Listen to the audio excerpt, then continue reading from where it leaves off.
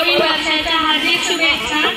आज आम्ही तुमच्या शाळेमध्ये येऊन सहभाग घेतला, त्यामुळे आम्हाला खूप आनंद वाटत आहे आणि इथलं वातावरण म्हणजे खूप सुंदर असं उत्स्फूर्त सहभाग सर्व मुलांनी घेतलेला आहे, त्यामुळे आम्हाला खूप छान वाटत। मॅडम, तुम्ही कोणकोणते पदार्थ खाल्ले?